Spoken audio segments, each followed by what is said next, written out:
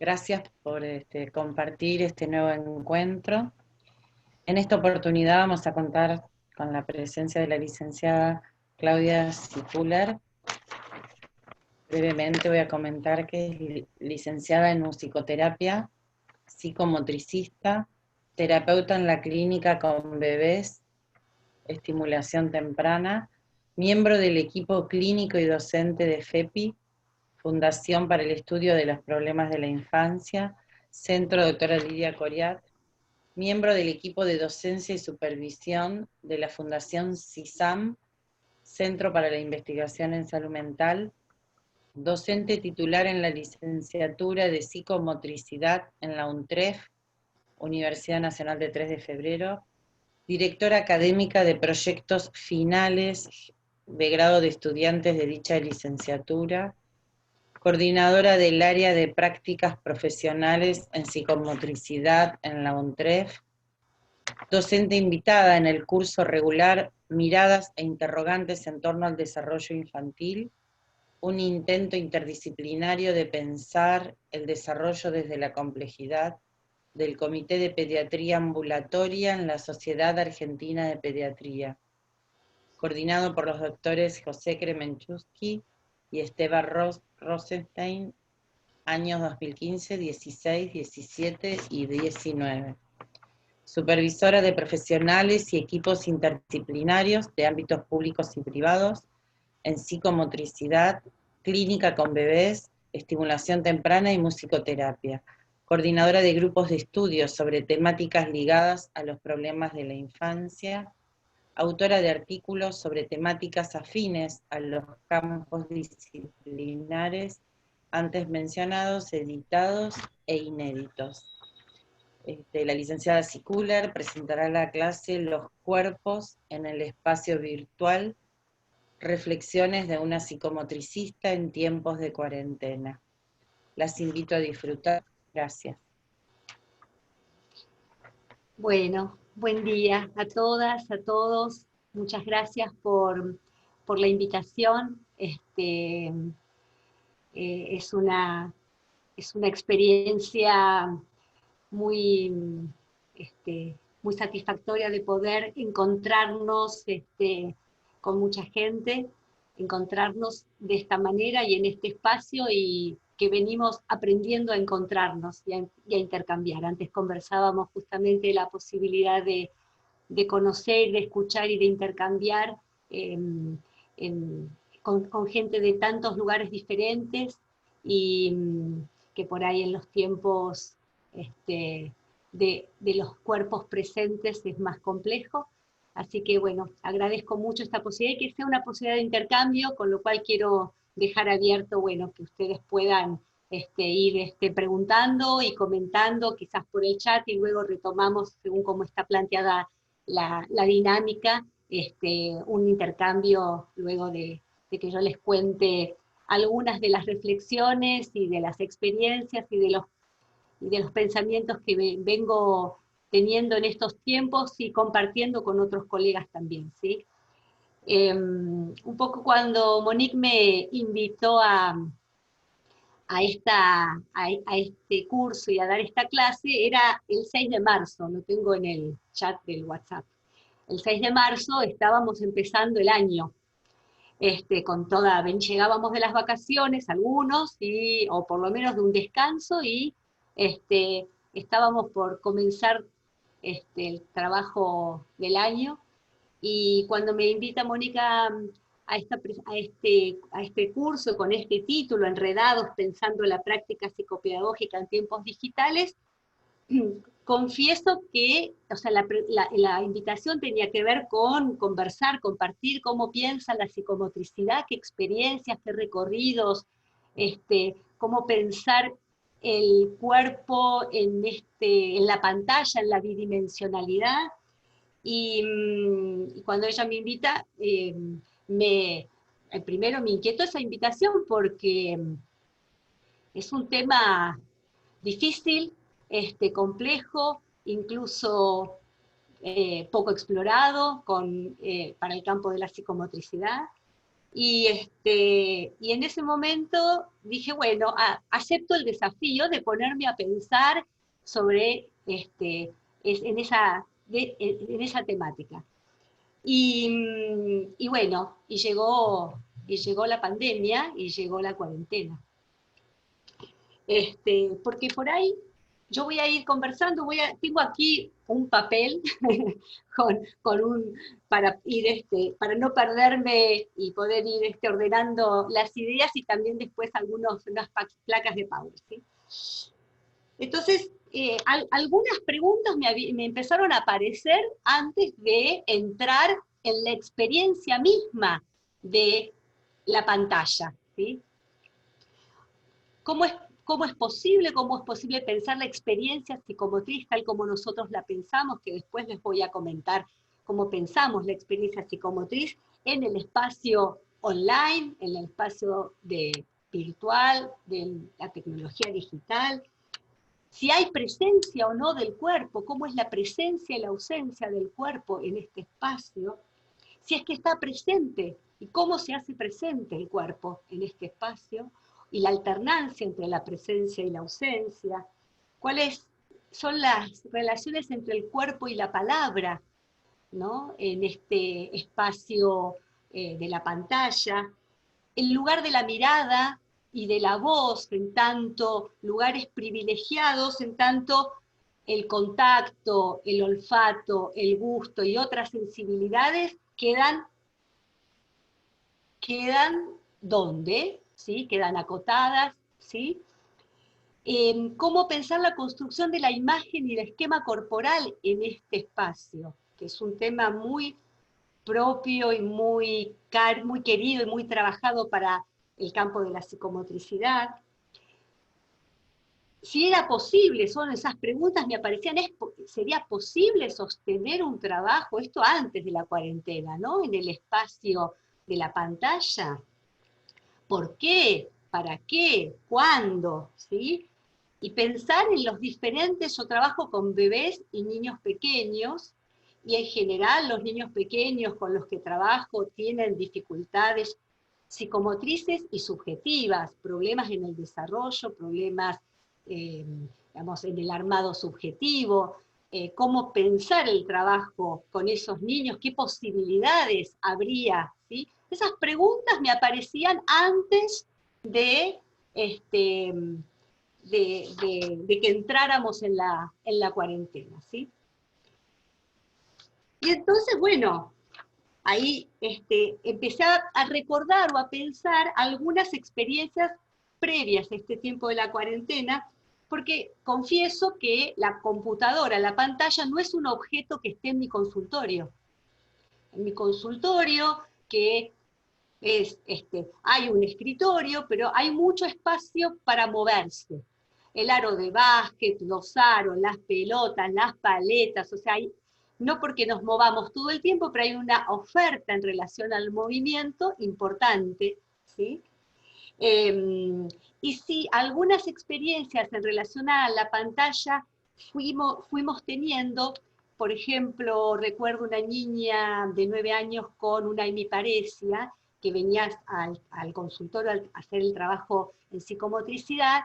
Ella tenía algunas dificultades para la toma del lápiz, para la escritura, se le dificultaba, y entonces la implementación de la computadora y el teclado le facilitaba, le permitía la escritura de una manera más acorde a los tiempos del aula, porque ella estaba cursando un cuarto grado en escuela común con cierta asistencia, y entonces eso le permitía escribir más a ritmo que mientras la maestra escribía en el pizarrón, y cierta autonomía. Entonces el uso en ese momento del dispositivo de la computadora estaba al servicio de la posibilidad digamos, de facilitarle una producción, la escritura, y ahí la cuestión funcionaba bien, ¿sí? Entonces digo porque esta era una de las experiencias que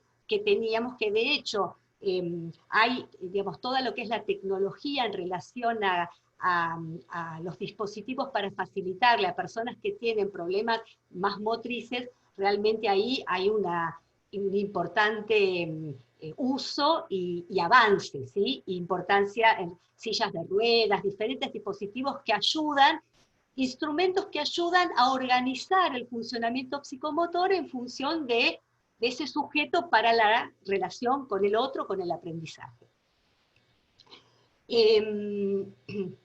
Por otro lado, yo estoy, digamos, participo en la SAP con algunos colegas y lo que se escuchaba en relación a las recomendaciones del uso de la pantalla con bebés y niños pequeños, ustedes saben, ¿sí? O sea, las recomendaciones eran de hasta los 2 años nada de pantalla, desde los 2 años muy poco, siempre acompañado por los adultos, ¿sí? O sea que había algo en relación, digamos, y en verdad el objeto, ya sabemos, no es ni bueno ni malo, sino es cómo se usa. Digamos, un niñito, no por estar mirando algunos ratos la tele o los dibujitos, le hace mal o le hace bien, depende de cómo está el lazo con el otro y cómo eso está intermediado por el sostén del otro, ¿sí? Digamos, si la madre, si el padre, si los adultos que lo acompañan en ese estar frente a la pantalla, ¿no? Y de hecho, además, hay un montón de experiencias. De hecho, escuché un poquito la clase que ustedes tuvieron con Marcela Charny, puede ser, digamos, en relación a las experiencias en educación, las combinatorias entre lo presencial y lo digital, o sea, es un instrumento valioso. Y bueno, o sea, esas cuestiones previas, digamos, se resignificaron, se reubicaron en este tiempo de pandemia, ¿no? Porque llegó la pandemia, llegó el aislamiento, llegó el distanciamiento, la imposibilidad de continuar con la tarea en esos espacios conocidos y de la manera habitual y conocida, y los saberes y los haceres de los psicomotricistas se pusieron también en cuestión. Y la idea, la cuestión que nos empezó a pasar es cómo en esta experiencia nueva empezar a revisar o a retomar o a reformular, o con qué redes conceptuales nos seguíamos sosteniendo para esta tarea, ¿sí? Confieso que al principio, y además en el impacto de tener que pasar, o sea, ya está, nadie viene al consultorio y hay que pasar a otra cosa, fue muy conmovedor, ¿no? Y yo me preguntaba, ¿y ahora qué hago? ¿Con quién? ¿Quién va a continuar? ¿Qué hago sentada horas y horas frente a la pantalla? Los objetos con los que estábamos jugando con cada niño, los espacios, las escondidas, el fútbol, las pelotas, los aros, la relajación, que es otro trabajo que nosotros vamos implementando en el trabajo con los niños, el trabajo de la quietud, del silencio, los dibujos en el pizarrón, todo esto que desplegábamos en el espacio físico quedó suspendido. Y entonces ahí empezamos como a entrar a las casas también, el espacio, la diferencia entre el espacio del consultorio, la intimidad del trabajo incluso con el niño y el paso al espacio de la casa, ¿no? Donde el niño ahí, la familia, además entrar a las casas de las familias y que las familias también entran a nuestras casas, ambas cuestiones, ¿no es cierto? Uno también deja ver o no algunas cosas y las familias dejan ver o no algunas otras. Los espacios comunes, los tiempos, los ruidos, los momentos en donde incluso con los niños tenemos que armar situaciones como más acotadas, es posible, no es posible, y por supuesto todos los niños o las familias que no han podido, o por diferentes razones, acceder por no tener la conectividad o por no tener dispositivos en sus casas suficientes para cubrir todas las actividades que la familia tiene que hacer, sea que también esto me parece que incluso los que trabajan en instituciones públicas, hospitalarias, con esto también se han encontrado con familias donde hay un solo celular, bueno, esto ya lo conocemos. Voy a leer una breve escena de una escena con una viñeta con un niño para, digamos, para ilustrar esto que estoy comentando.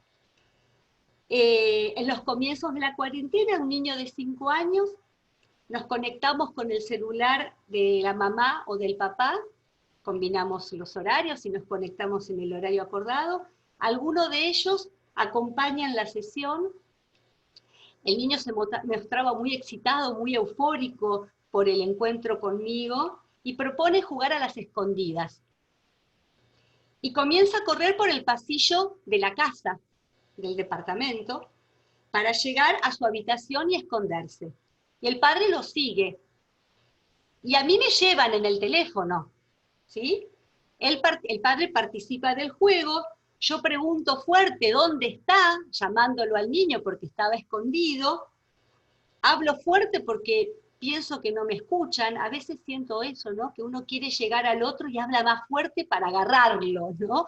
Uno eleva la voz, el padre lo llama y se hace el que lo busca, o sea que el padre participa en el juego de las escondidas, y finalmente el niño aparece ante su papá y ante mí.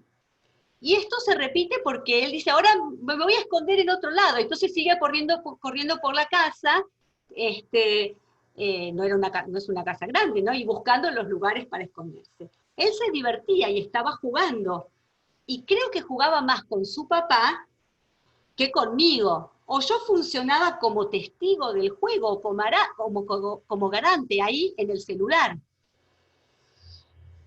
Y para este niño fue una experiencia muy gratificante, que el papá lo acompañara, participara del juego, y fue difícil finalizar el juego, porque él quería quería más y más, ¿sí? Ellos se movían con su cuerpo en el espacio de la casa. Yo estaba sentada frente a la pantalla, dejándome llevar por el celular, y yo me movía sin moverme. Esta escena realmente, digamos, es casi de ciencia ficción, por decirlo así, ¿no? Porque yo sentía que me movía, aunque no me movía. Me llevaban, me trasladaban, iba mirando, de repente no veía nada porque el celular se movía y yo no sabía ni dónde estaban. Bueno, esta escena me hizo pensar en uno de los temas que quiero como conversar con ustedes, y que es muy propio de las reflexiones en psicomotricidad, que tiene que ver con el cuerpo en relación al espacio y al tiempo, ¿sí? Ahí podemos poner una placa, Monique.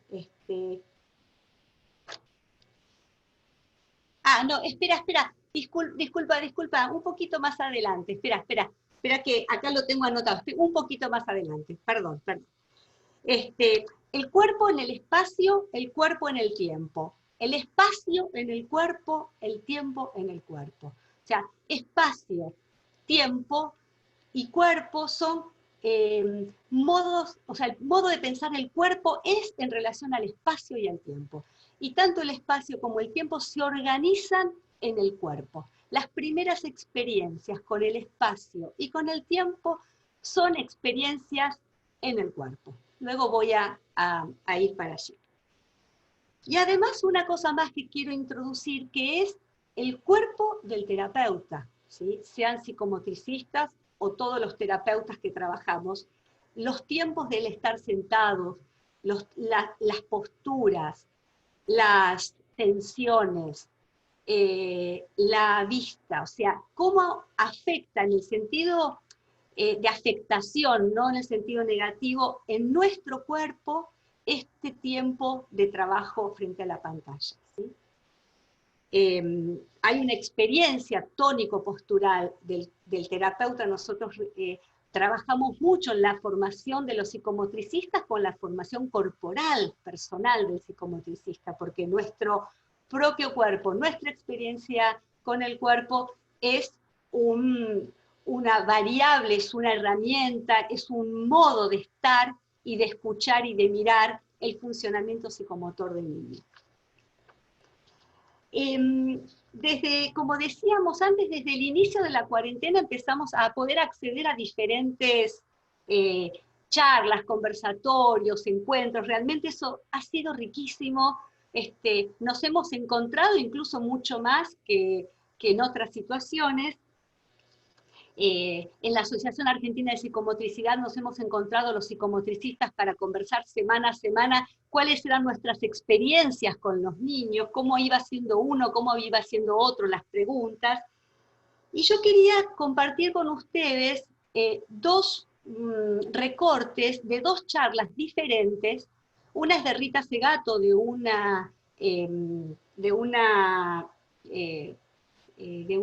¿cómo se llama? Una entrevista que le hicieron en el diario La Nación el 2 de mayo, y de una charla del doctor Jerusalski, porque hay dos pensamientos, dos ideas que parecen que se contraponen, pero me parece que conviven en esta experiencia del cuerpo, en la pantalla.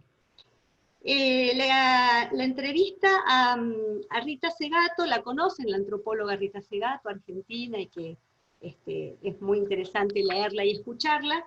Ella dice así: esta pandemia nos ha venido a recordar la necesidad de la copresencia y la cocorporalidad, la importancia de la comunicación física no verbal, la del cuerpo del otro. Es un equívoco pensar que la distancia física no es una distancia social, dice.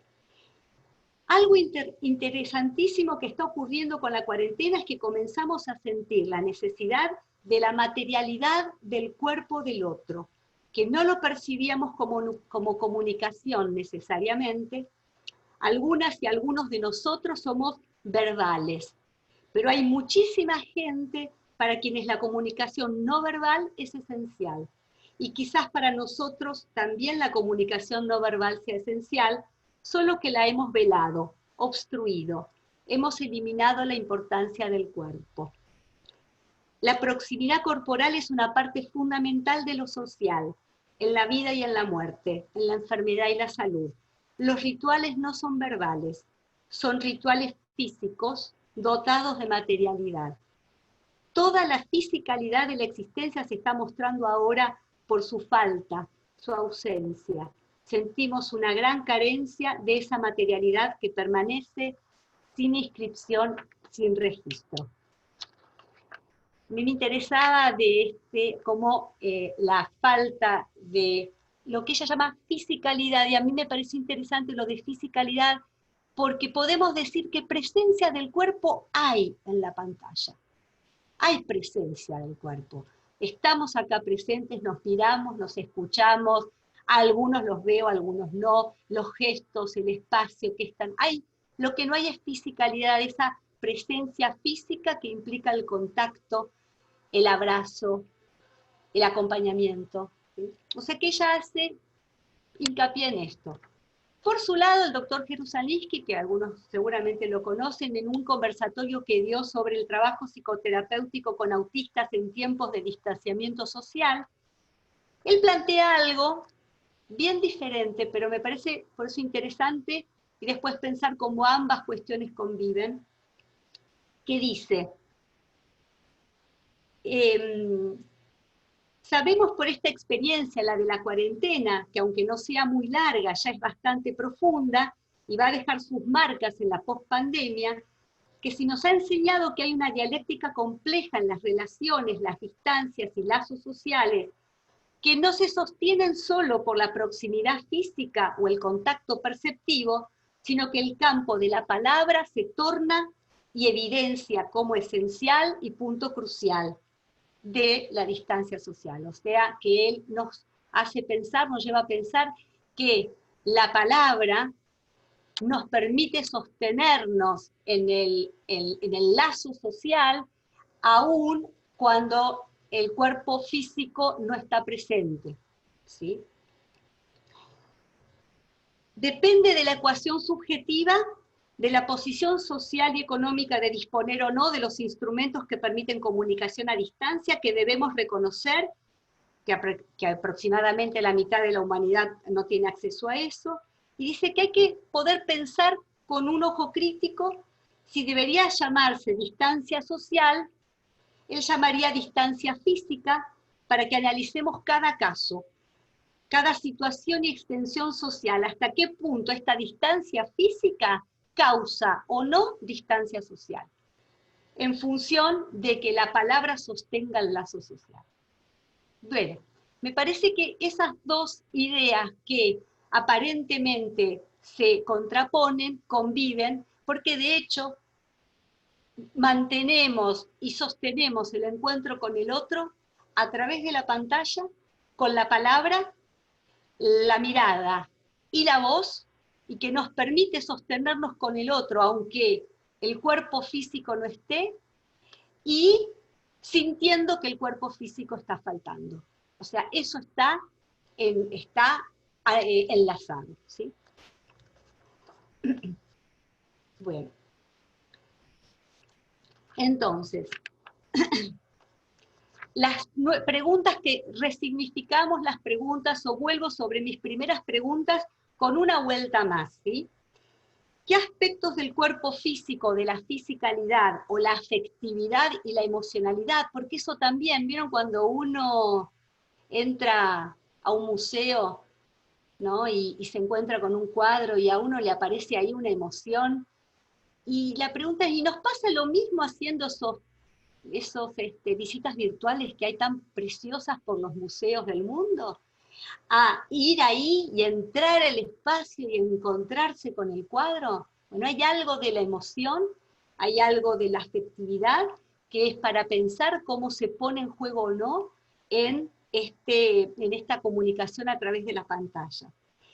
¿Qué aspectos se presentan y no del cuerpo? ¿Sí? Como decía antes, hay una prevalencia de la mirada, de la voz, ¿sí? O sea, del rostro, de la gestualidad del rostro, porque en verdad nos movemos poco. Yo últimamente ya vengo con los pacientes, me levanto y juego al básquet. Acá saqué el aro de básquet, que me lo traje, pero no lo puse hoy como decorado, lo saqué, lo dejé. Pero me pongo a jugar a la pelota, me levanto, me muevo, camino, y el otro camina. O sea, hay algo del movimiento que intento también poner en la sesión, ¿no?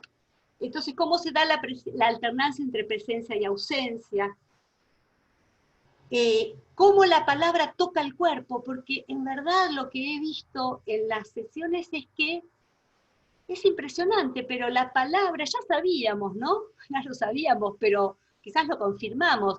La palabra toca el cuerpo, o no lo toca.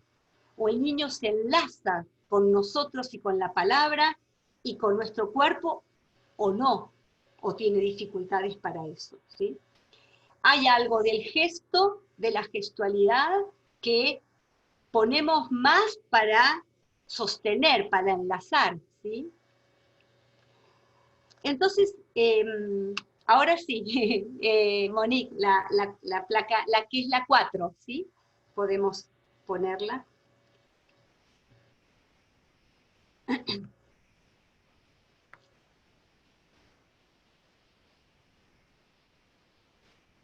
Aquí. Entonces, el cuerpo, hablar y pensar del cuerpo es hablar y pensar del espacio y del tiempo.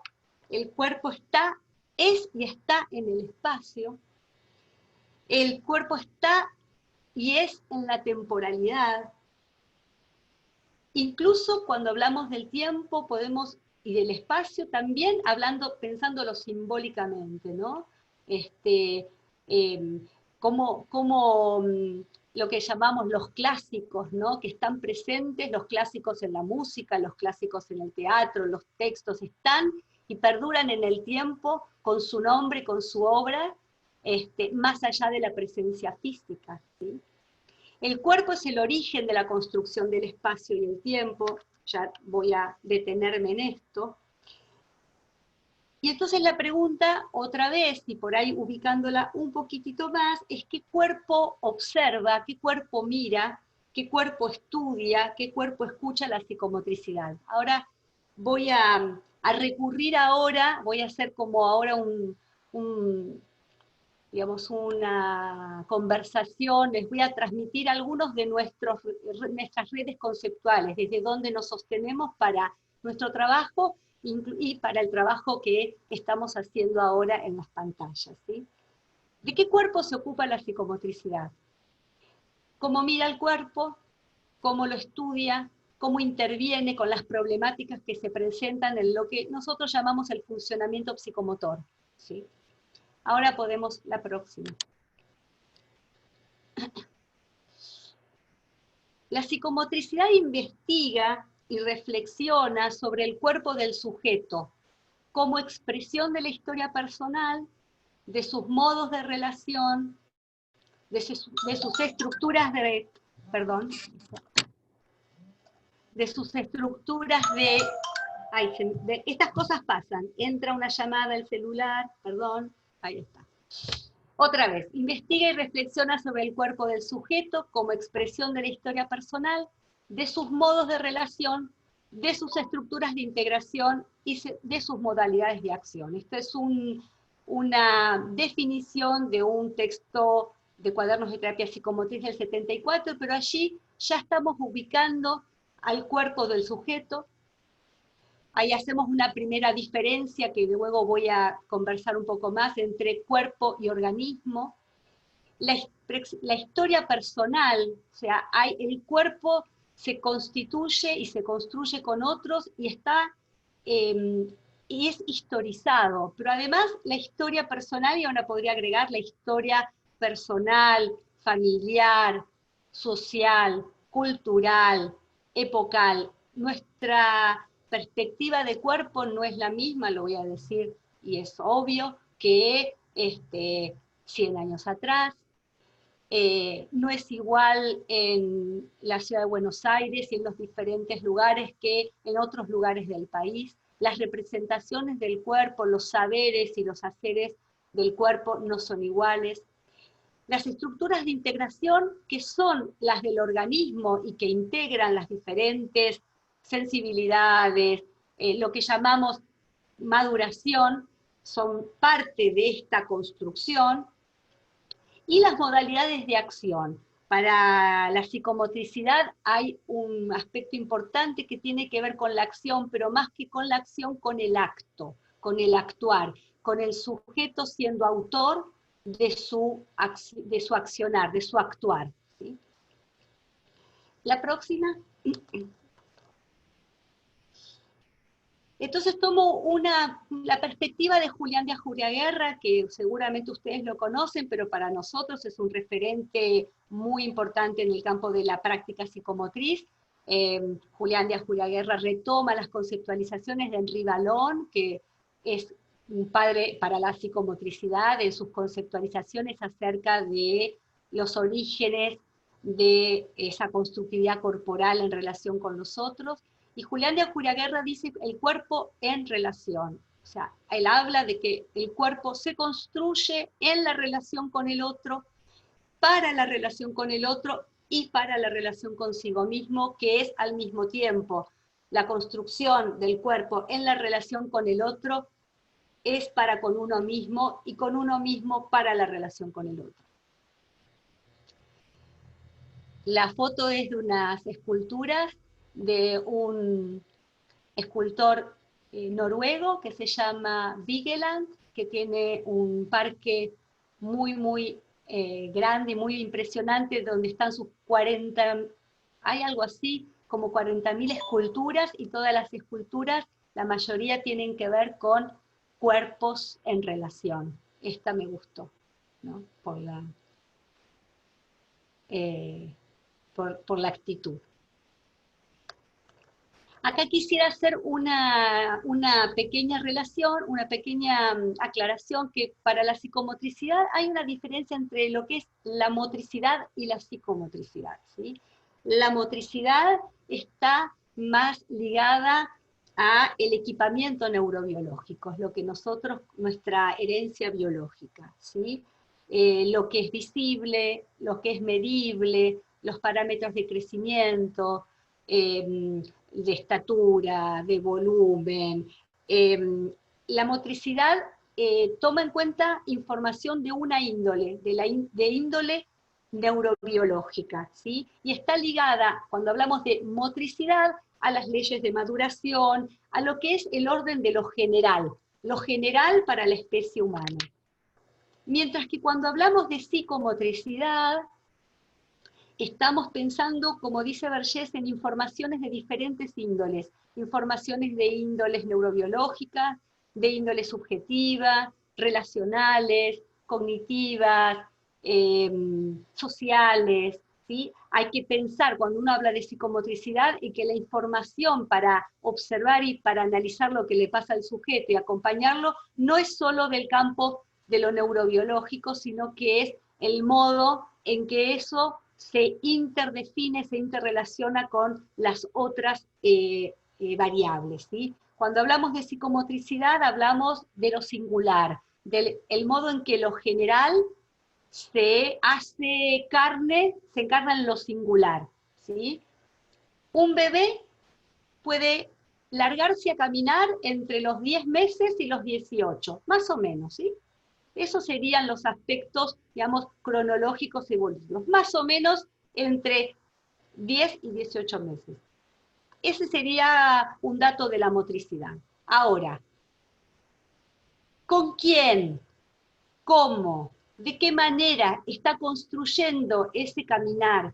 ¿Qué viene haciendo previamente? Porque en verdad el caminar es la frutilla de la torta, es un punto de llegada, ¿sí? Cómo el niño ha venido pasando de las posturas previas, de decúbitos, asentado, agateando, de qué manera viene haciendo su experiencia el pasaje de una postura a otra. Los pasajes posturales para nosotros son,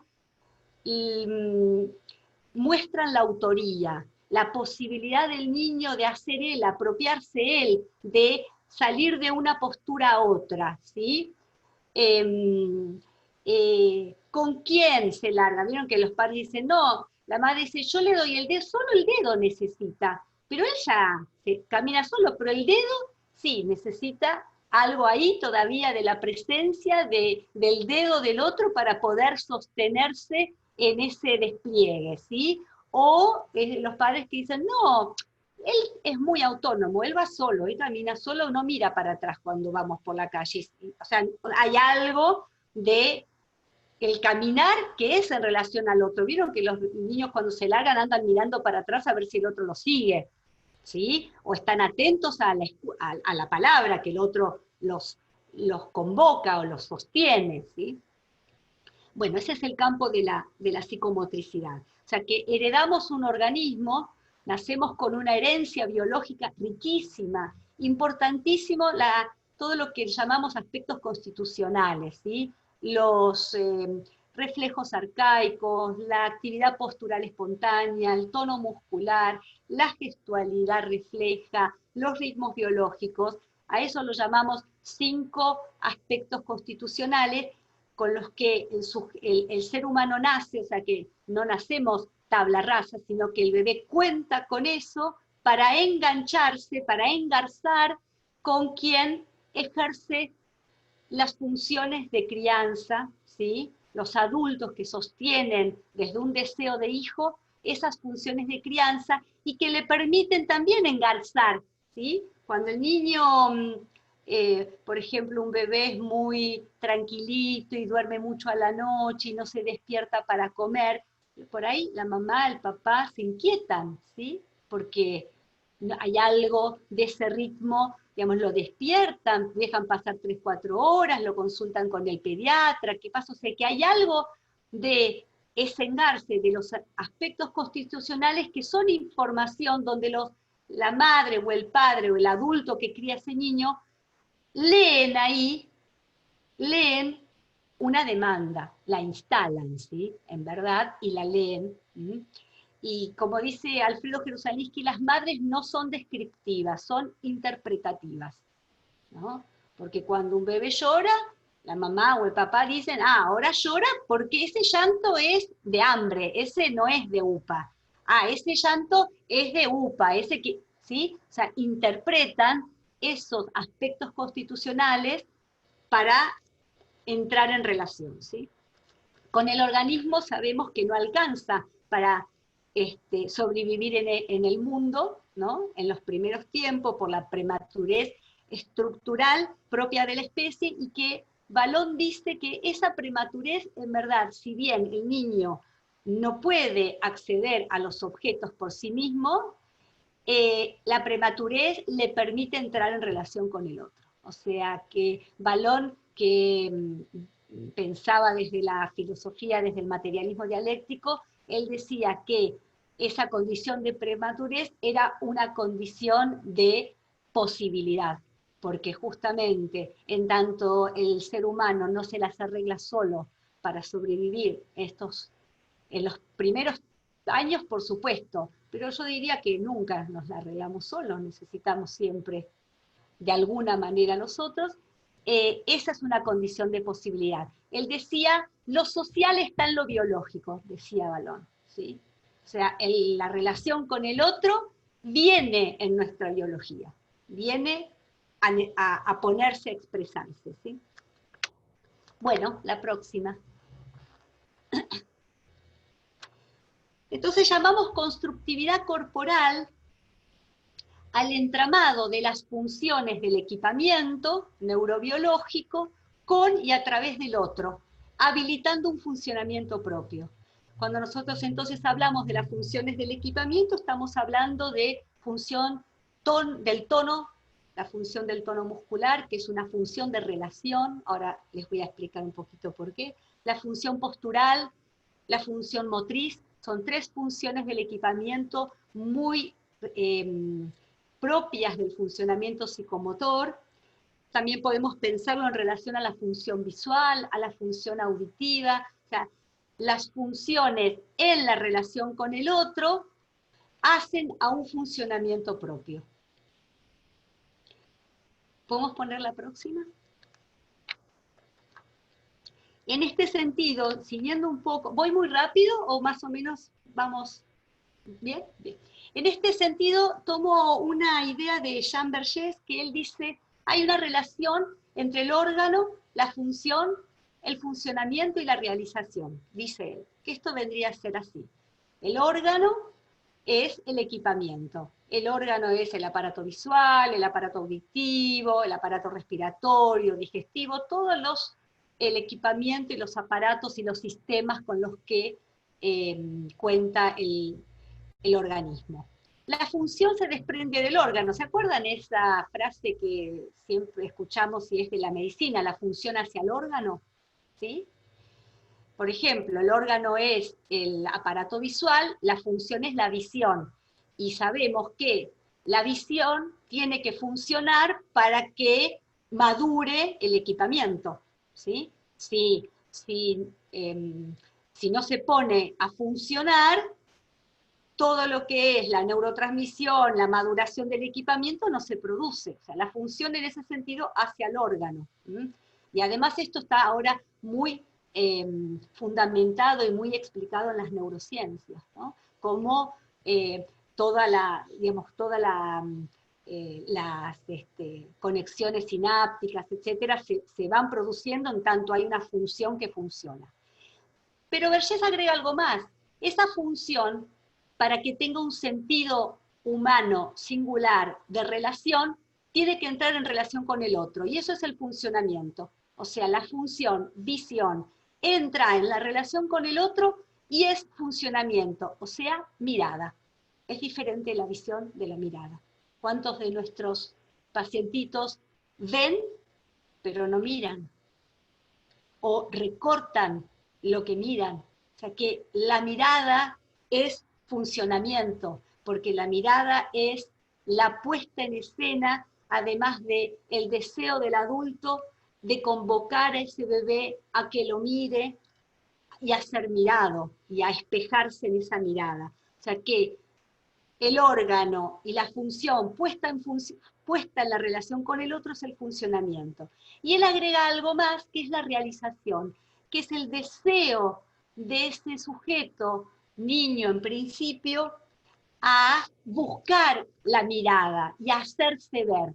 Ya no solamente de mirar y de ser mirado, que son los primeros tiempos del encuentro con el otro, es realmente impactante, ustedes lo deben haber experimentado, como los bebés desde el primer momento de vida, convocado por la mirada del adulto, se prenden.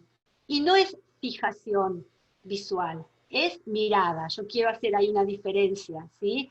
A veces un niño fija los ojos, pero no mira, nos atraviesa. ¿Mm? O sea, la mirada es realmente la calidad del encuentro con el otro. Acá puse esas dos fotos porque de las que suben, están en la red. Esa es otra de las cosas que tenemos, ¿no?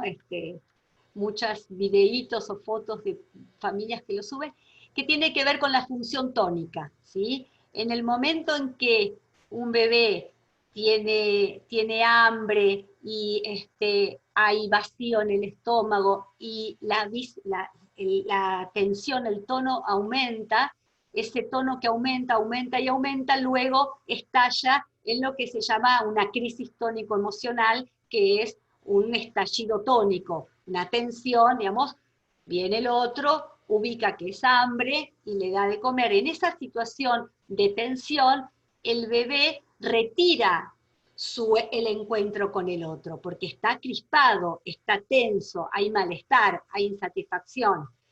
En el momento en que se resuelve esa tensión vía la alimentación, porque entra la leche o entra la comida y empieza a distenderse, y entonces el tono muscular se distiende, ahí hay posibilidad de mirar, de vocalizar, de escuchar, de agarrar con las manos, o sea, en la situación de distensión está la posibilidad de el ir al encuentro del intercambio, ¿sí?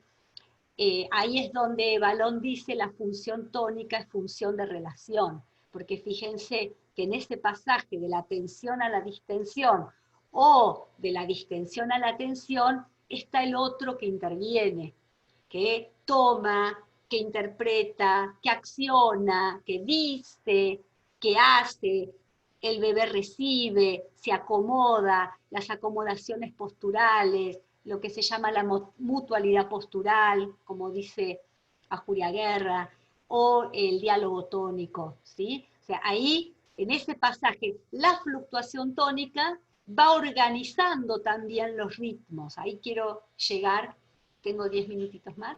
La próxima. Nuevamente, dicho de otra manera, la experiencia psicomotriz es el cuerpo en la relación con el otro en el entre dos, ¿sí? Y ahí se arma lo que llamamos el funcionamiento psicomotor. Prefiero yo hablar de funcionamiento psicomotor más que de desarrollo psicomotor. Esto es una disquisición, pero me interesa, me gusta más la idea del funcionamiento psicomotor por lo que les comentaba antes, ¿sí? A veces desarrollo psicomotor solo pareciera que se remitiera solo a los aspectos madurativos, ¿sí? De todos modos, el concepto de desarrollo incluye los aspectos de crecimiento, de maduración en la relación con el otro. O sea, el concepto de desarrollo es más amplio, ¿sí?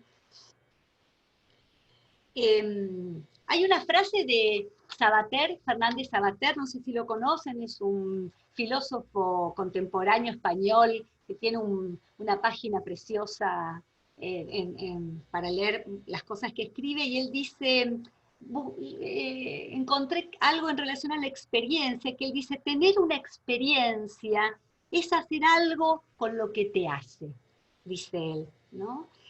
Es hacer algo con lo que te hace.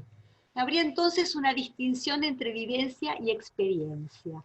Dice que vivencia es lo que nos pasa, la huella o el reflejo en nosotros de lo que pasa, ¿sí? Pero que una experiencia es distinto, que no solo es la huella que refleja lo que pasa, sino una marca que inscribimos como un tatuaje.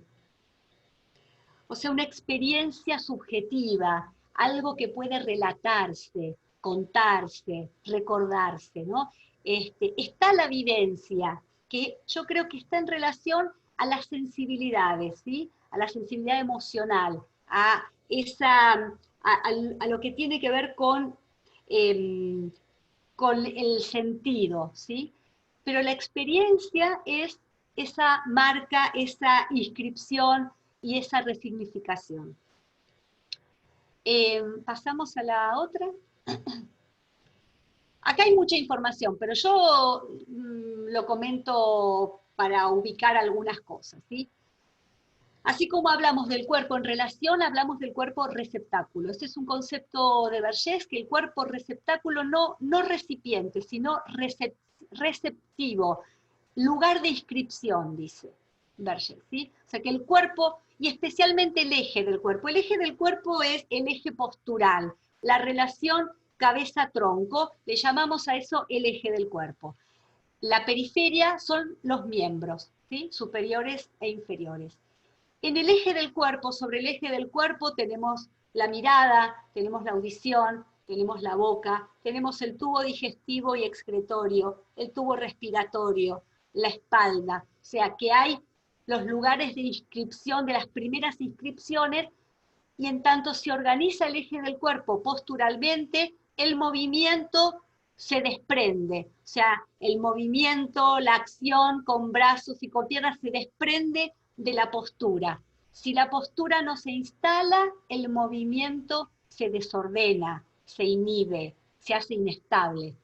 Cuando recibimos a la consulta, en la consulta psicomotriz, niños que no paran de moverse, por ejemplo, o niños que se mueven poquito, donde el movimiento, la acción está en cuestión, nosotros vamos a mirar la postura, vamos a mirar qué postura sostiene o no a ese movimiento. Nos encontramos con niños que no pueden parar y al mismo tiempo se chocan con todo.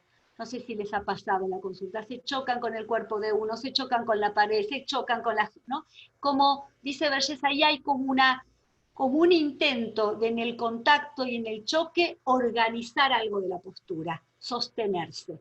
Así como por ahí nos encontramos con niños que se desparraman en el piso, que no pueden organizar la postura. Entonces la acción sobre los objetos se desarma, ¿sí? A veces nos piden también las consultas por niños que tienen dificultades en lo que habitualmente se llama la motricidad fina, la grafoescritura, la toma del lápiz, la organización. Y eso también es como el punto de llegada. Ahí también vamos a mirar, pero ¿cómo está la postura sosteniendo ese gesto gráfico? ¿No? Y encontramos que por ahí el niño no se termina de quedar acomodado en la silla y se mueve y se cambia y se pone una pata y se pone otra y se desparrama en la mesa. Entonces hay algo de esa postura que no permite sostener la libertad, lo que llamamos la libertad posturomotriz, ¿sí? Entonces, volviendo, el eje del cuerpo se constituye en un lugar de inscripción del discurso parental.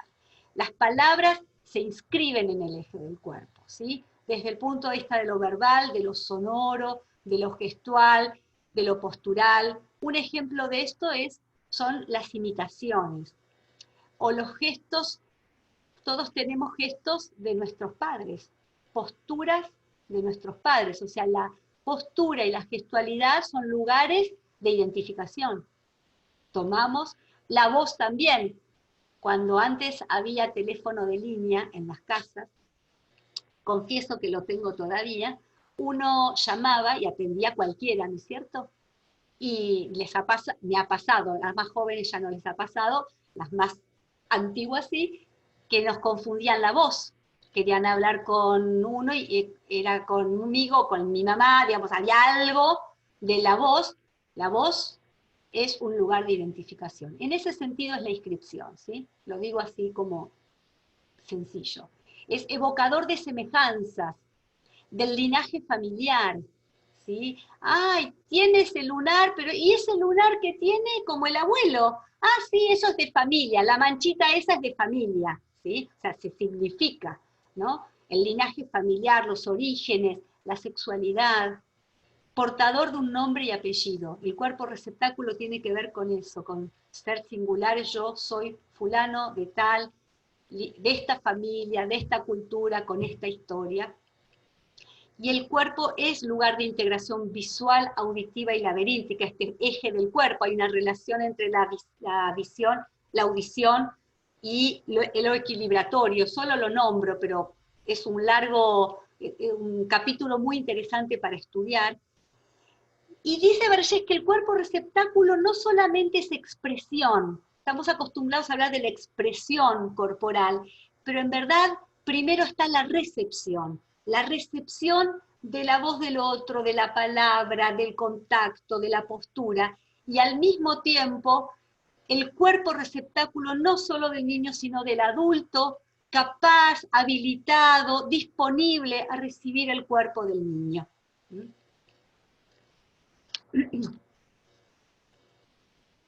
Bien. ¿Uno más? ¿Una plaquita más?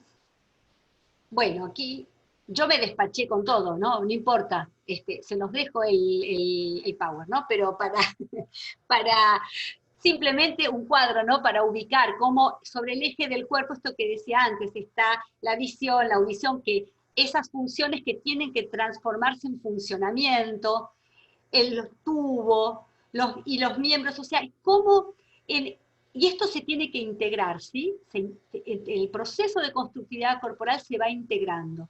Por ejemplo, dice Vergés que antes de las coordinaciones visomanuales, ¿sí? La coordinación ojo-mano-boca, un bebé a los 3 meses, mira la mano, se la chupa, si tiene un objeto. Antes que esas coordinaciones están las coordinaciones visoauditivas.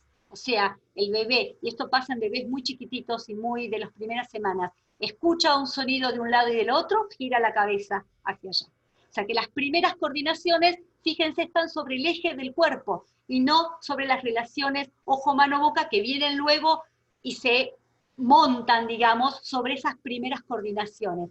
Y esas coordinaciones, escucho y miro, son coordinaciones subjetivas, subjetivantes.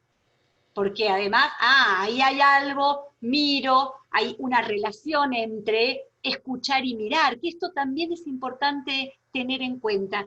Hay niños que no nos miran, pero que nos escuchan.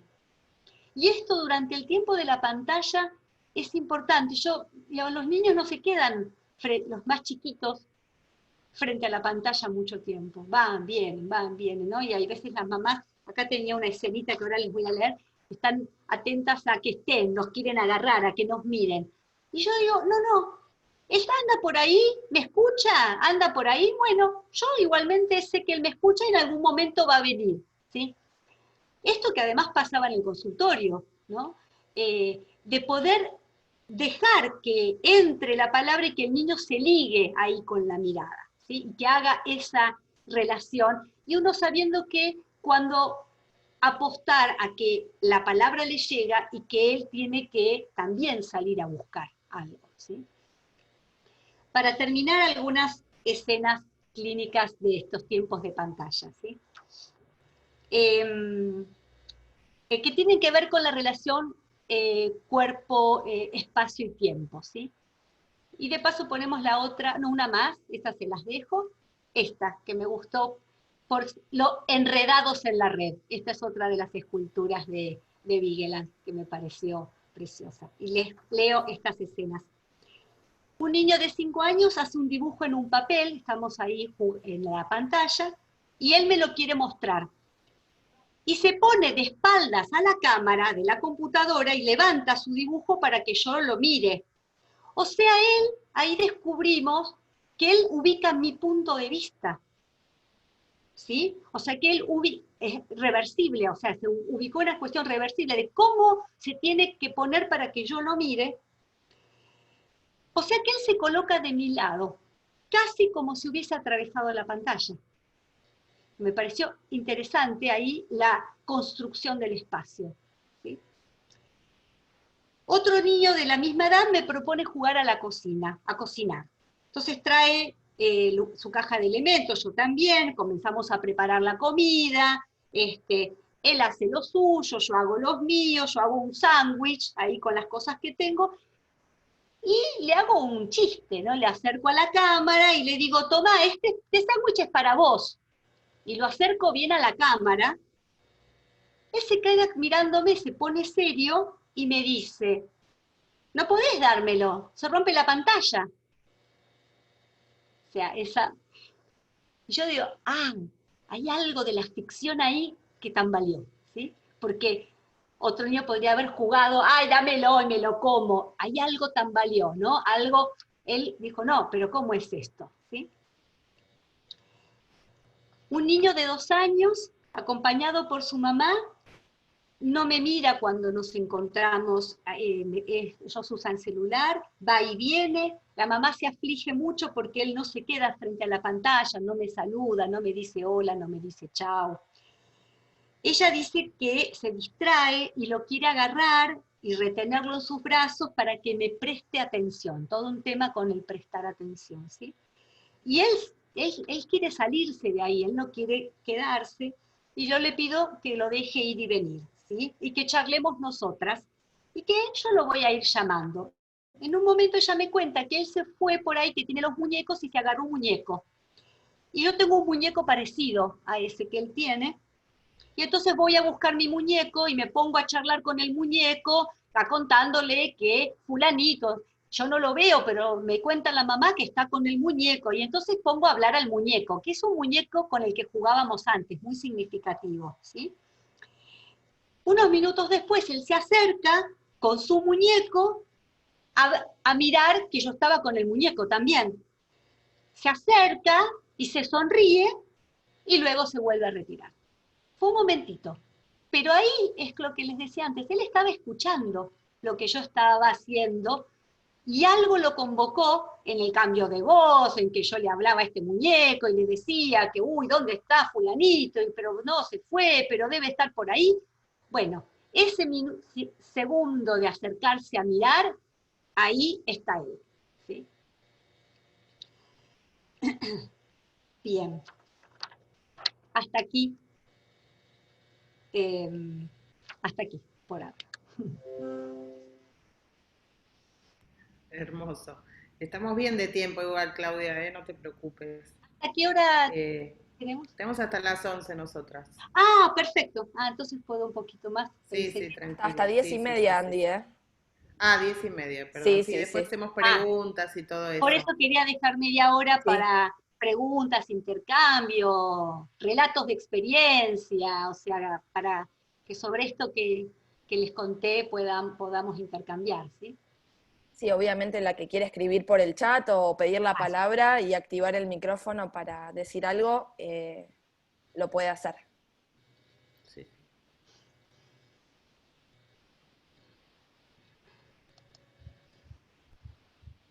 Hermosa la presentación, Claudia. Movió miles de cosas. Personalmente me pareció No, muy no paré movilizante de pensarlo en esa escribir. perspectiva. Gracias. no, por Eh, favor. Me interesaba un tema, digamos, con las madres en las intervenciones, que era el concepto este, de la impronta a partir de lo que contaste de Sabater, digamos, ¿no? O de lo Sí, postural. ¿Cómo sí. intervenir con la postura? ¿Cómo trabajar, cómo ayudar a mamás? Al menos en nuestra población el tema de lo corporal es muy importante, hay mucha pasividad, hay mucha quietud, hay mucha, por distintas razones que bueno, sería por ahí largo, pero cómo intervenir y cómo ayudar en la construcción de lo postural, dado que el movimiento también se organiza a partir de esa postura, o no se organiza, digamos. Mm, Y me pareció interesante la articulación con esto de la motricidad fina, que mm, también nos lleva a algo que nosotras hacemos, ¿no? Como que un niño exacto. escriba o corte o tenga alguna actividad, bueno, ¿cómo trabajar eso de la postura? Ayudar a una mamá a... ¿Sí? ¿Se Sí, entiende? sí. Sí, sí. Sí, es interesante tu pregunta. A ver, hay cuestiones que uno puede pensar en términos generales y luego, por supuesto, como siempre, ¿no? Tanto en la clínica como en el ámbito educativo, luego hay que ir a escuchar, y a mirar y a observar y a escuchar lo singular de esa mamá y también de ese modo de estar, ¿no? Me gusta pensar como un modo de estar en el cuerpo, ¿sí? Con lo que a ella misma le pasa. Mirá, recuerdo, hago un pequeño comentario, una mamá de un pacientito hace muchos, muchos años. El niñito era un niñito de 4 años, también con una inestabilidad psicomotriz importante, con muchas dificultades para detenerse. Cuando yo hablaba con la mamá, hubo una escena que a mí, porque eso también me parece que tiene que ver con la postura de uno, con el cuerpo de uno, para poder mirar el cuerpo del otro, ¿no? Ella estaba contándome algo, tenía una gestualidad en general muy poco expresiva, una mirada bastante tensa, un modo de hablar muy monocorde, ¿sí? Entonces ella estaba parada frente a mí, yo soy muy gestual, me pongo las manos y se ve que me iba acercando a ella mientras hablaba. Y yo lo que notaba, después de un ratito, es que ella se iba alejando. Y yo me iba acercando un poco más y ella se iba alejando, hasta que pesqué eso y me quedé en el molde. Porque ahí me di cuenta, pero fíjense que es un registro corporal de uno también, por eso digo, ahí dice Vergés, el cuerpo receptáculo también es el receptáculo del terapeuta. Ahí yo después me quedé pensando y dije, la proximidad para esta mamá es difícil. Y esto que es difícil, ¿no? Porque ella tampoco lo iba pensando, pero ella se iba corriendo. Y algo de eso, que además uno lo lee transferencialmente, algo de eso después le pasa con su hijo también. La distancia, ¿no? Esa distancia, desde dónde tomarlo. Entonces, yo creo que una de las cuestiones de poder observar y poder escuchar cómo está esa mamá en su cuerpo, qué es lo que uno puede ir como escuchando y pescando de lo que a ella le pasa. Uno escucha relatos de mamás que dicen, yo estoy muy tensa, estoy muy nerviosa, no puedo, o no puedo parar de hacer cosas y de moverme, o sea que hay algo de su estar en el cuerpo difícil, y difícil de ahí de sostener entonces al niño o al bebé, ¿sí? Con los bebés se ve, digamos, en eso recuerdo una mamá de un bebé de 3 meses, o sea, 4 meses, que consulta porque tenía una, el cuellito, la cabeza ladeada hacia un lado, ¿sí? Tortícolis, una tortícolis, que no era una tortícolis aparentemente orgánica. Pero lo que ella traía es, dice, ¿me enseñás a agarrarlo? Porque no sé cómo agarrarlo, tengo miedo que se me caiga. Bueno, ¿sí? Y entonces, ella me dice, yo miro como vos hacés, porque yo me puse a agarrar al bebé en algún momento, lo levanto el cochecito, ella me decía, agarralo vos porque a mí me da miedo, yo no sé, me da miedo que se me caiga. Bueno, parece una situación muy conmovedora, ¿no? Pero hay algo de poder acompañar en esa construcción y en esa posibilidad de cómo alojar en su propio cuerpo para poder alojar al niño, que ahí ya es un trabajo singular, pero me parece que nosotros podemos tener como leer y escuchar qué le está pasando ahí en esa actitud, esas cosas uno las percibe, y me parece un interesante dato para que uno pueda entrar en el relato, pasar del dato al relato, ¿no?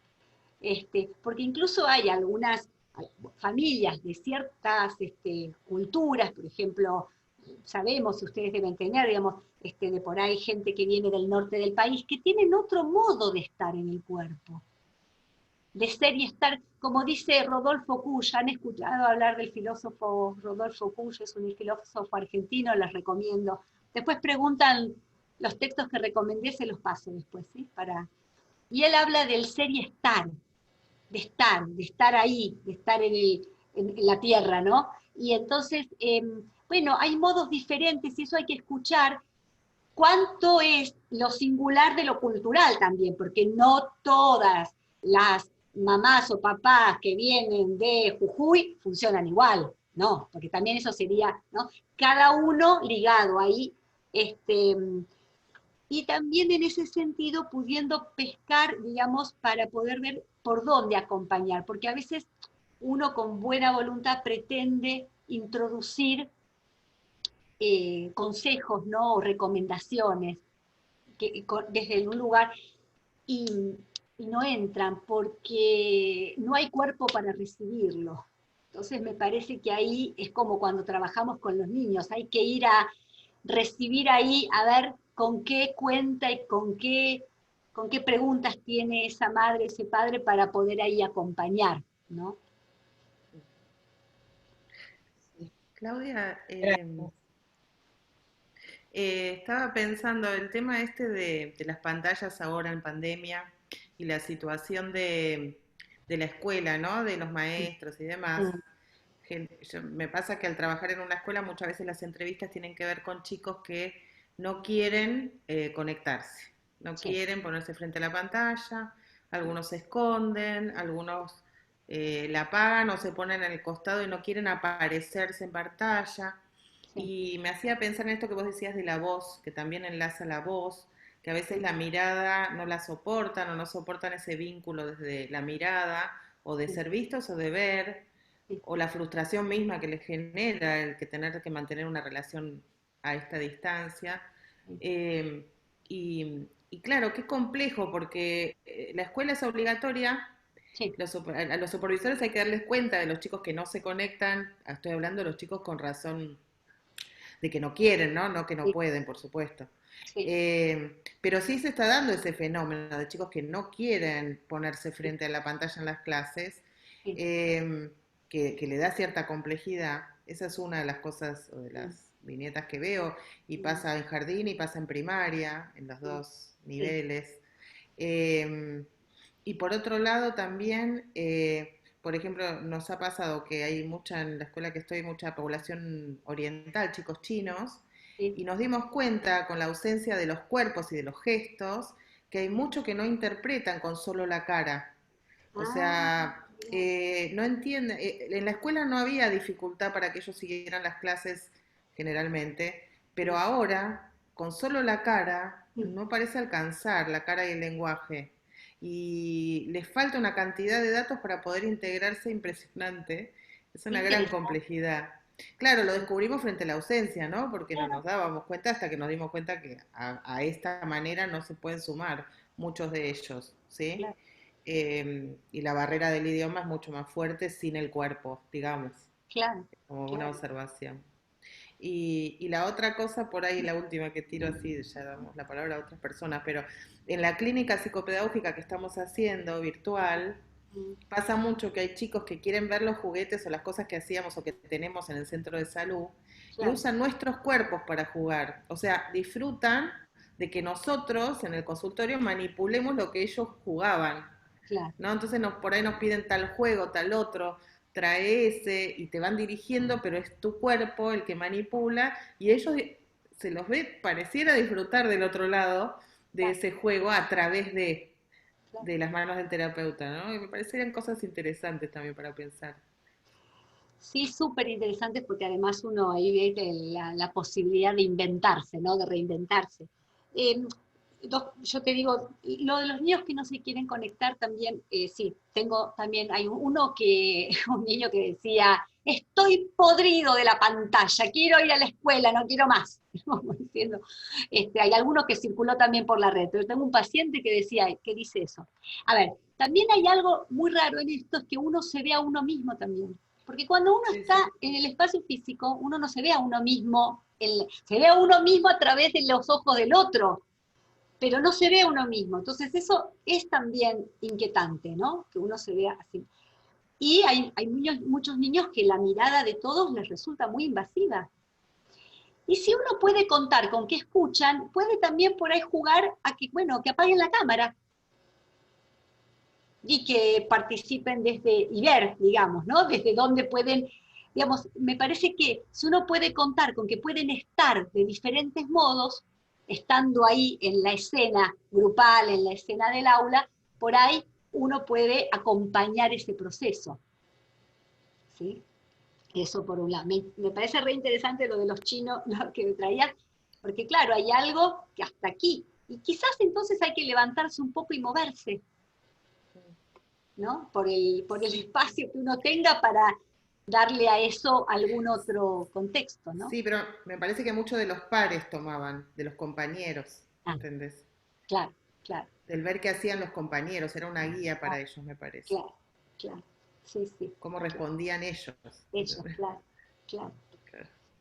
Y eso de también de los chicos que nos piden, a mí me parece que también tiene que ver con que garantizar que las cosas siguen estando aunque uno no las pueda tocar, ¿no? Hay muchos niños que nos piden, algunos que me piden, bueno, los mismos juguetes o los mismos libros como para decir, eso sigue estando, ¿no? No desapareció. Bueno, eso con lo que yo jugaba está ahí, ¿no? Sí, sí, bueno, como hay Dice, algo cuando vaya lo voy a agarrar. lo voy a agarrar, ¿no? Sí, Como hay algo de la permanencia, de lo sí. constante, de algo que no desapareció, aunque estemos en este espacio, ¿no?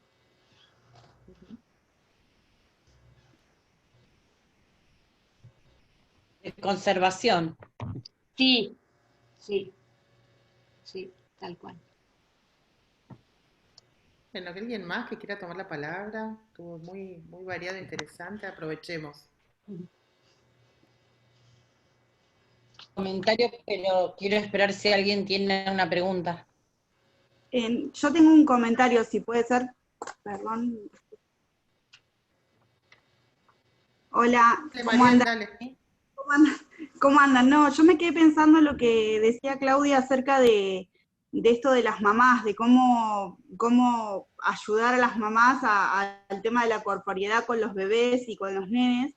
Y a mí me parece que también en ese sentido falta mucho maternaje de las mamás. En realidad yo lo que estoy viendo en la consulta es esto, con esto que decía Claudia, de poder agarrar el bebé o de ver de qué manera se sostiene, ¿no? Uno siempre piensa que hay un otro mamá, una otra función materna que colabora en eso, y me parece que en este momento es algo que está como en baja, digamos. Yo veo muchas chicas adolescentes o muchas mamás grandes de 35, 40 años por ahí, que no tienen un referente que colabore en el maternaje, digo, o en el cuidado de esa mamá. Entonces me parece que ahí también nosotros tenemos que hacer como un trabajo súper importante en esto de hacer un poco de maternaje desde la clínica para que estas mamás sepan que pueden, ¿viste? Es algo tan simple como querer levantar a tu hijo y sentirte que no podés levantarlo, digo, o que no podés enseñarle a caminar, o que no podés enseñarle a que se tranquilice, digo. Y a mí me parece como que eso es un gran desgaste para la mamá, entender que no puede nada de eso. Y hay un montón de mamás que vienen como chipeadas porque vos no podés esto, porque vos no podés esto. Me parece que también tiene que ver con esto también de la gran información que hay dando vuelta en las redes, de que la crianza es solo, y que está bien que esté con la mamá y con el papá y nada más que con esos, y que son los únicos que crían. Digo, como que yo por lo menos en la clínica lo que veo es eso, es un montón de gente como muy desorientada, entre un montón de teorías agarradas de los pelos, digo, y que nos obliga a nosotros a volver a pensar el maternaje desde otro punto de vista, desde el amor, desde el cuidado, desde el cariño, de decirle, bueno, no estás solo, y que por ahí uno se ve en esas situaciones, en esa clínica muy poniendo el cuerpo, digo, también, ¿no? Como enseñando a sostener, a cómo darle la mamadera, o por ejemplo, no sé, a nosotros nos pasa por ahí cuando las mamás no tienen leche, que no tienen para alimentarlos con la teta, que también es un duelo enorme. Entonces, bueno, me parece que también nuestro trabajo está como muy encarado en ese tipo de situaciones para orientar a la familia y para decirle que, bueno, que la realidad es que está todo bien, que hay veces que nos podemos equivocar, que a todos nos cuesta un montón, pero que digamos que hay una forma de poder lograrlo sin esa angustia, porque la angustia también es la que carga el bebé, digo, y en esto de no poder tampoco devolverle el cuerpo al nene, o no sé si devolverle el cuerpo, pero digo, de sí enseñarle al cuerpo, digo, esta repelencia que causa por esa incomodidad de la mamá, digo, porque el nene hasta como que desde lo corporal vos lo ves que está incómodo, ¿viste? Cuando lo agarran, Entonces me parece súper importante lo que vos decías, Claudia, y me parece que eso también delimita un montón de cuestiones en el crecimiento y en el desarrollo. Que después nosotros decimos, ¿por qué el desarrollo está tan obstaculizado? Y la realidad es que eso es como lo fundante de la situación, entonces me parece que por ahí los psicopedagogos deberíamos trabajar por ahí más en ese sentido, por ahí con los médicos o con las personas que hacen los primeros controles de recién nacido, porque me parece que es re importante y es algo como que no se está viendo. Es la percepción que tengo yo desde mi experiencia, pero me parece que nada, les quería compartir para ver si a ustedes les pasaba lo mismo, o si, no sé cómo lo ven. A nosotras, perdón, yo creo que lo importante es acercarse y poder escuchar a la mamá. Nosotros tenemos una comunidad, bueno, que no es la china, es boliviana, y tienen múltiples costumbres con las que uno, a lo mejor en un inicio, diría, uy, qué mal que hace, uy, mirá cómo tiene al bebé en la espalda, lo único que hace es mirarle la nuca, o mirá cómo lo alza envuelto. Me ha pasado a mí personalmente de quedar casi sin aire y sin oxígeno el bebé de cómo lo había envuelto en muchas frazadas. Y tenía una explicación, y a uno a veces le sale el prejuicio de decir no, porque hay que agarrarlo así, o hay que agarrarlo así, y me parece que sentarse y hablar con la mamá del por qué hacía eso, y qué posibilidades o qué pensaba respecto de cómo lo agarraban otras mamás a sus bebés. Me parece que eso, al menos a mí, me permitió aprender mucho. Les voy a recomendar, si puedo se los voy a mandar el link de una película, no sé si alguno ha visto, es una película del 2011, que es casi un documental, se llama Babies, que es la filmación de 4 bebés en diferentes partes del mundo durante un año de vida. Un bebé de Japón, un bebé en Estados Unidos, un bebé en Mongolia y un bebé en África. Es un documental. ¿Podés repetir? Se llama Babies. Ah. Babies. Pero hay otra Babies, pero que no es, esta que yo digo es un documental. Yo, si tengo el link, se los voy a pasar porque es preciosa, además, desde el punto de vista visual, digamos, y es filmaciones con música, no hay comentarios, y van mostrando el devenir del primer año de vida de ese bebé en África, de ese bebé en Mongolia, de ese bebé, una bebé en Estados Unidos y una bebé en Japón. Y es tan conmovedor porque habla de esto, ¿no? De lo igual y lo diferente, ¿no es cierto?, en la crianza. Como que hay algo, uno va viendo, me hiciste acordar lo de la envoltura, porque en Mongolia los envuelven mucho cuando se los llevan a la casa, ¿no? Y están mucho envueltos. Una práctica que por ahí, aquí, supongamos, Buenos Aires, Capital Federal, era una práctica que se hacía hace muchos años atrás, con la idea de que había que envolver a los niños porque los huesos se deformaban, ¿se acuerdan? Nuestras abuelas. Pero, sí, pero en algunas culturas tiene un sentido. Bueno, es muy hermosa esa película porque habla cómo los niños van pasando, no Netflix, no es Netflix, cómo van pasando, uno diría por las mismas, hay algo común de las situaciones, pero con las diferencias de los modos a veces tan sutiles, y es eso lo que conversamos, ¿no? Cómo trabajar con la sutileza, porque yo creo que alguien decía cuando vos, Mariela, hablabas de las redes, yo creo que eso es fundamental, las redes, los grupos, las redes, de escuchar, otras experiencias, de acompañarse, ¿no?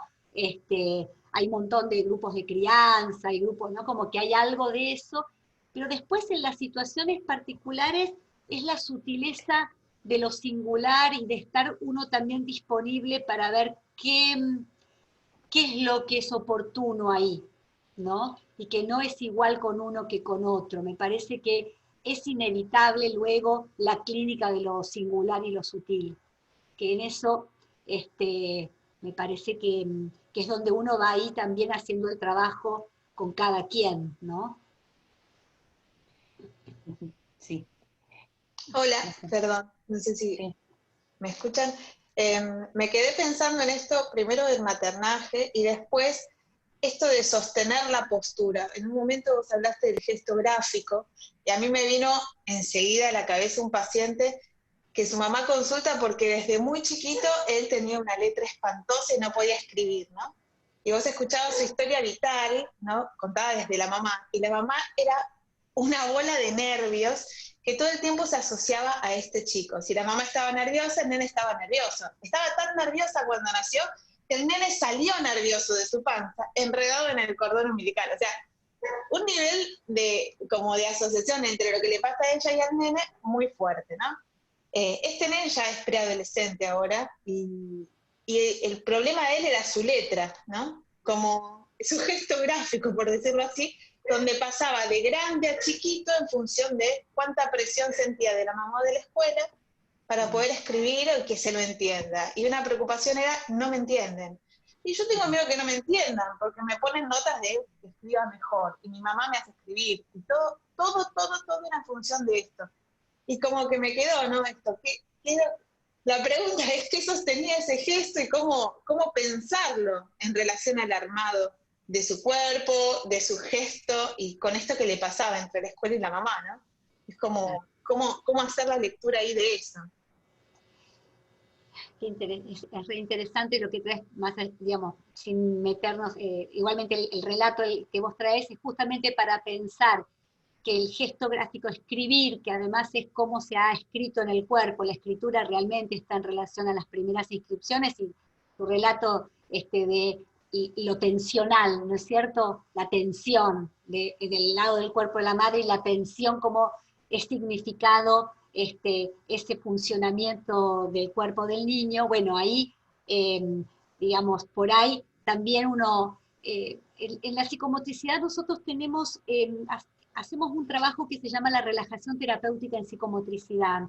Pues esto sería otro capítulo de conversar, porque es todo un trabajo que, más allá de que sea una técnica, es un método, pero que está todo, es también creado por el doctor Berger, que hacemos un trabajo que tiene que ver con una propuesta de estar a la escucha del propio cuerpo. O sea, la relajación no es, el fin de la relajación no es relajarse, sino estar a la escucha del propio cuerpo en el transcurso de esa situación de quietud, la propuesta, que ahí pueden pasar diferentes cosas. Pero es muy interesante cómo a partir de este trabajo, en muchos niños más grandes o adolescentes se empieza a reordenar algo de la relación de la función tónica, lo postural y el movimiento, ¿no? Como que hay algo de un encuentro con el propio cuerpo, que no es por el lado del movimiento, que es por el lado de la quietud.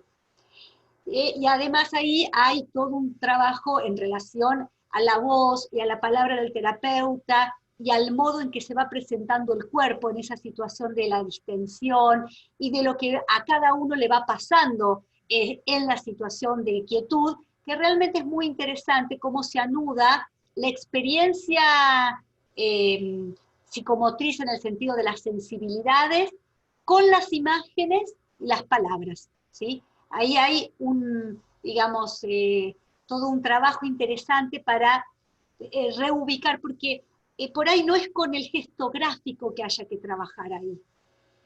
Ese es el punto, ¿no? Porque no se trata de acomodar la letra, sino de que reordenar quién escribe y para qué, digamos. Y quién lo lee, porque ahí él dice, claro, no me van a entender. O sea que ahí estamos en el campo del lenguaje en el cuerpo en los primeros tiempos, ¿no? Es interesante porque él en las sesiones virtuales, en un momento él nos enganchaba, bueno, no quiere aparecer, esto de apagar la cámara y demás. Y hubo un momento en el cual sí prende su cámara, pero no se muestra del todo.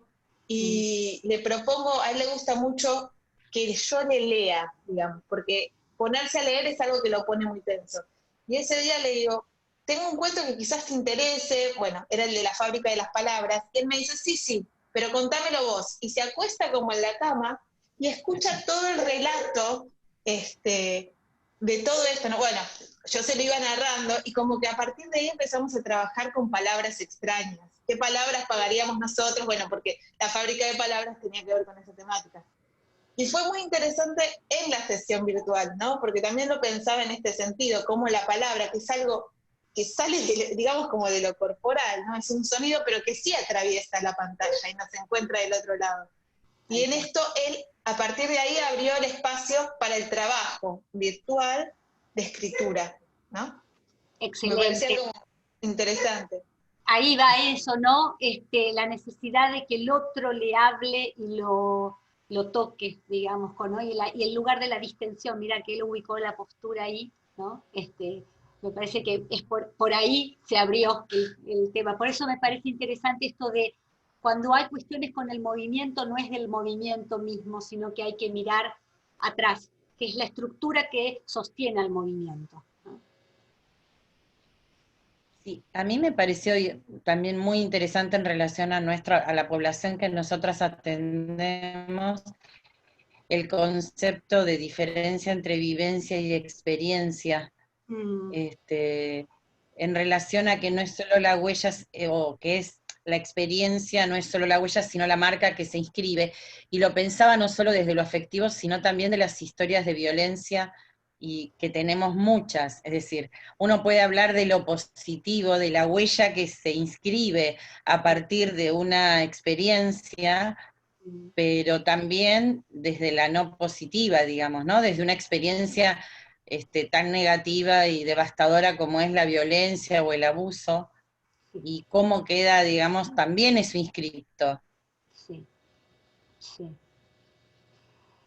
Y como en la inscripción me parece que además es el modo en que cada cual tramita lo traumático, que no es igual para todos, ¿no? Que ustedes lo deben escuchar también en las situaciones, digamos, de violencia, cómo eso, cómo se tramite, cómo se inscribe y tramita en cada uno, ¿no? Esas situaciones, sí. Sí.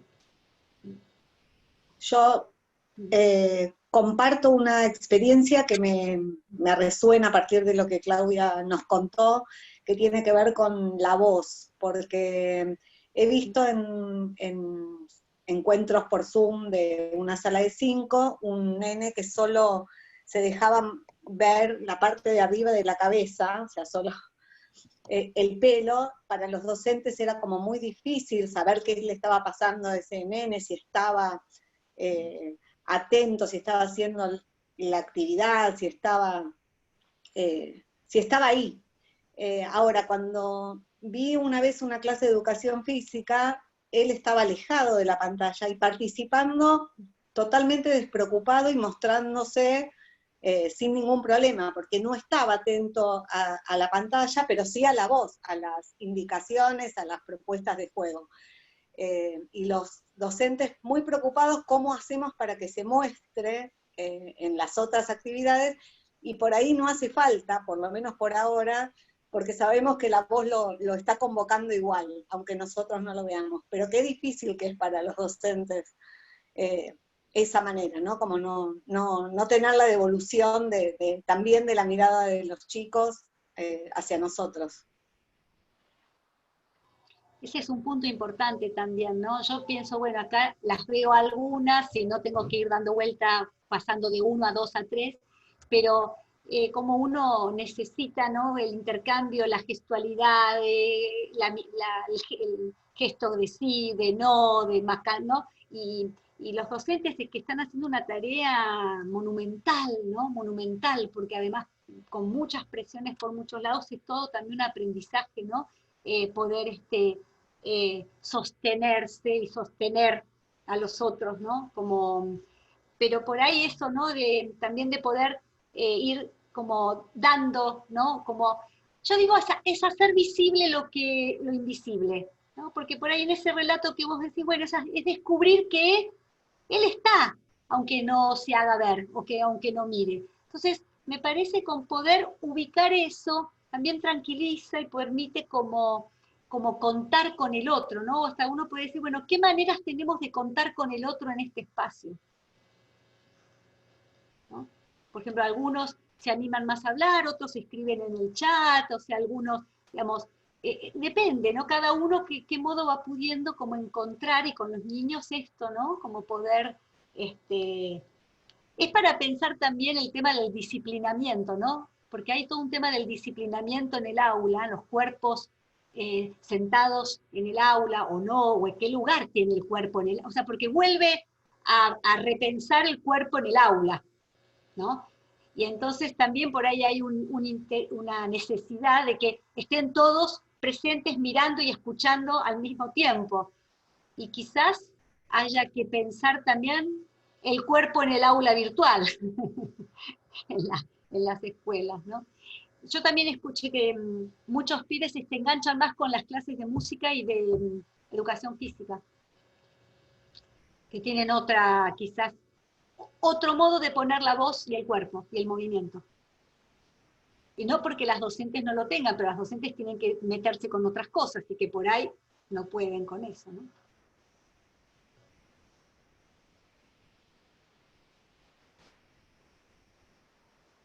Bueno, creo que sí, ya son 10:35, algunas personas seguramente se tienen que retirar. Sí. Después, bueno, si querés nos compartís los materiales y los Sí, autores, sí. que un montón de las chicas están interesadas, así se los mandamos por mail. Sí, sí, sí. Claudia, ¿pudiste ver ahí los comentarios? La gente Sí, está sí, muchas gracias maravillada. a todos, muchas gracias. Muy interesante, me parece que a la gente le gustó muchísimo, están poniendo ahí sus Muchas palabras para gracias. vos, así Muchas que espero gracias. que las puedas ver. Sí, sí, sí, las estoy viendo ahí que iban apareciendo, les agradezco mucho la disponibilidad y bueno, que sigamos construyendo y les mando La, los la- materiales. Sí. la clase queda grabada, Claudia, así que te la vamos a pasar para que vos la puedas también tener. Ah, sí, perfecto, muchas gracias. Muchas gracias a todos y a todas. Hermoso. Gracias, Claudia. Gracias, que estén bien. Bueno, y nos vemos la próxima clase, chicas y chicos, así que, bueno, los esperamos y gracias por el intercambio y todo. Sí, hasta la próxima. Gracias, Claudia, nos Chao, vemos. gracias, hasta la Hasta próxima. pronto. Un beso enorme. Gracias, un beso.